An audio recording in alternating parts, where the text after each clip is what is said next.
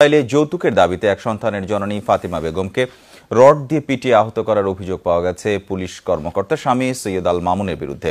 এর পাশাপাশি তার ৩ বছরের শিশু সন্তানকেও মারধর করেছে মামুন। এই ঘটনায় মামলা করায় হাসপাতালে ভর্তি নির্যাতিত গৃহবধূকে হুমকি দিচ্ছে নির্যাতনকারী।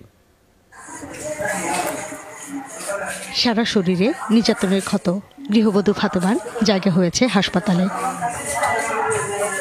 স্বজনরা জানায় ৪ বছর আগে নড়াইলের কুন্দশী এলাকার বাসিন্দা সৈয়দ আল মামুনের সাথে বিয়ে হয় ফাতেমার। বিয়ের পর থেকেই যৌতুকের জন্য নানাভাবে চাপ দিয়ে আসছিল মামুন। মেয়ের মুখের দিকে তাকিয়ে দরিদ্র পরিবার কয়েকবার সে আবদারও মেটায়, কিন্তু বন্ধ হয়নি নির্যাতন। সবশেষ চাকরিতে পদোন্নতির জন্য ঘুষের ১০ লাখ টাকা ফাতেমার কাছে দাবি করে পুলিশে চাকরিরত মামুন। স্বামীর সে দাবি মেটাতে না পারায় অকথ্য নির্যাতনের শিকার হতে হয় ফাতেমাকে। ঘুমের বাচ্চা উঠে তার পায়ের কাছে আসলে সে লাঠি দিয়ে রাইকে শুয়ে বাচ্চা বলে আমার ঘরের ভিতরে রশি দিয়ে পিটায়। আমার ৩ দিন একভাবেই মারছে। সে আমার রাতে গলায় পাড়াইছে, আমার হাতে ব্যথার উপর ব্যথা দিতে। লুবি দেবো দিচ্ছি টাকা ৫,০০০, ১০,০০০, ২০,০০০ দিই।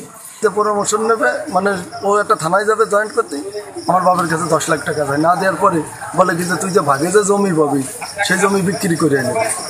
স্বজনদের অভিযোগ, পুরো ঘটনাতে ধামাচাপা দেওয়ার চেষ্টা করছে নির্যাতনকারী। ডাক্তারকে বলছেন তো সে খুব ধমকি দিয়েছে, তা সে পারেনি।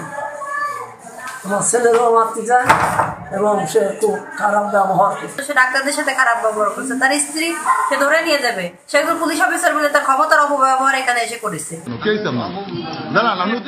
এসব বিষয়ে কোনো কথা বলতে রাজি নন অভিযুক্ত পুলিশ সদস্য। স্ত্রী নির্যাতনে অভিযুক্ত আল মামুনের উপযুক্ত বিচার চাইছে ফাতেমার পরিবার।